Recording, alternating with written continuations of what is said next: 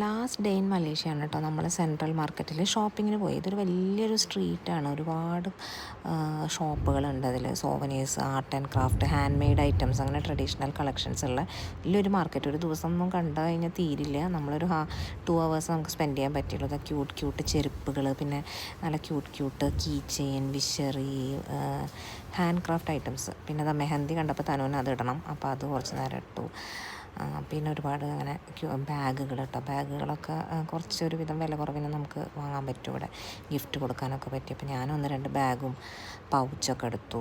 പിന്നെ ഇങ്ങനെ ചിരട്ട കൊണ്ടുണ്ടാക്കിയ ഐറ്റംസ്, ബാമ്പു പുട്ട്, ഇത് നമ്മൾ ടേസ്റ്റ് ചെയ്തു. നല്ല കുഴപ്പമില്ലായിരുന്നു, നല്ല ടേസ്റ്റ് ഉണ്ടായിരുന്നു. പിന്നെ ഒരുപാട് ഫുഡ് ഐറ്റംസും ഫുഡ് ഷോപ്പുകളൊക്കെ ഉണ്ട്. ആൾക്കാരൊക്കെ അങ്ങനെ കുറേ ഐറ്റംസ് കഴിക്കുന്നുണ്ട് കേട്ടോ. പിന്നെ അങ്ങനെ റെസിൻ ആർട്ട്, ഫ്രിഡ്ജ് മാഗ്നറ്റ്, നമ്മൾ 1-2 ഫ്രിഡ്ജ് മാഗ്നറ്റ് ഗിഫ്റ്റ് കൊടുക്കാൻ വേണ്ടിയിട്ട് എടുത്തു. ഇവിടെയൊക്കെ നമുക്ക് 10 റിങ്കറ്റ് 20 റിങ്കറ്റിനൊക്കെ ഐറ്റംസ് കിട്ടി. അപ്പോൾ ഓക്കെ ആയിരുന്നു. പിന്നെ അതാ ഇങ്ങനെ കുറേ ഈ ബുക്ക് മാർക്കുകൾ, ക്യൂട്ടായിട്ടുള്ള കീ ചെയിനുകൾ. പിന്നെ ഇത് ലോഫിംഗ് ബുദ്ധ, ഇവരുടെ എന്താ പറയുക, ഹാപ്പിനെസ്സും ലക്കൊക്കെ കൊണ്ടുവരാൻ സഹായിക്കുന്ന ഒരു